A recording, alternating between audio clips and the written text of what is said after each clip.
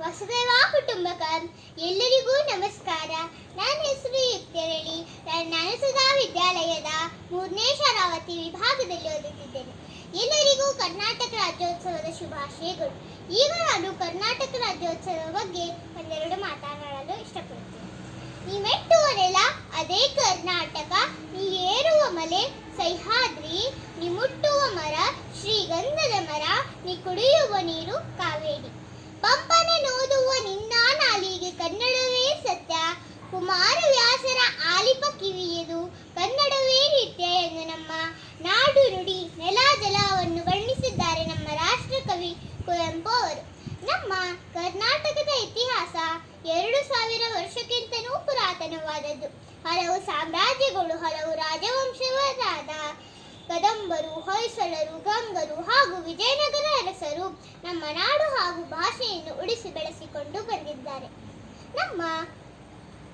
ಇನ್ನು ಕನ್ನಡದ ಹುಟ್ಟಿನ ಬಗ್ಗೆ ಹೇಳೋದಾದರೆ 1905ರಲ್ಲಿ ಕನ್ನಡದ ಕುಲೋಪುರೋಹಿತರಾದ ಆಲೂರು ವೆಂಕಟರಾಯರವರು ಕರ್ನಾಟಕದ ಚಳುವಳಿಯನ್ನು ಆರಂಭಿಸಿದರು. 1956 ನವೆಂಬರ್ 1ರಂದು ಮದ್ರಾಸ್, ಮುಂಬೈ, ಹೈದರಾಬಾದ್ ಪ್ರಾಂತ್ಯದ ಕನ್ನಡ ಮಾತಾಡುವ ಪ್ರದೇಶಗಳು ವಿಲೀನಗೊಂಡು ನಮ್ಮ ಮೈಸೂರು ರಾಜ್ಯೋದಯವಾಯಿತು.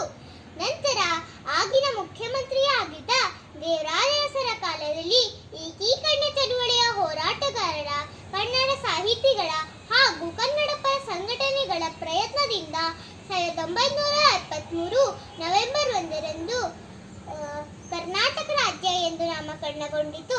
ಇದರ ಸವಿನೆನಪಿಗಾಗಿ ನಾವೆಲ್ಲರೂ ಕರ್ನಾಟಕ ರಾಜ್ಯೋತ್ಸವವನ್ನು ಆಚರಿಸುತ್ತಾ ಬಂದಿದ್ದೇವೆ.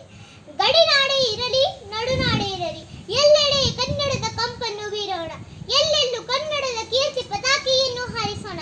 ನಮ್ಮ ಉಸಿರಿರುವ ತನಕ ನಮ್ಮ ನಾಡು ಹಾಗೂ ಭಾಷೆಯನ್ನು ಉಳಿಸಿ ಬೆಳೆಸೋಣ. ನಾವು ಎಲ್ಲೇ ಇರಲಿ, ಹೇಗೆ ಇರಲಿ, ಸದಾ ಕನ್ನಡಿಗರಾಗಿರೋಣ ಎಂದು ಶಪಥ ಮಾಡುತ್ತಾ ಸಿರಿಗನ್ನಡಂ ಗೆಲ್ಗೆ ಅನ್ನುತ್ತಾ ನಾನು ನನ್ನ ಮಾತನ್ನು ಮುಗಿಸುತ್ತೇನೆ. ಜೈ ಹಿಂದ್, ಜೈ ಕರ್ನಾಟಕ. ಧನ್ಯವಾದಗಳು.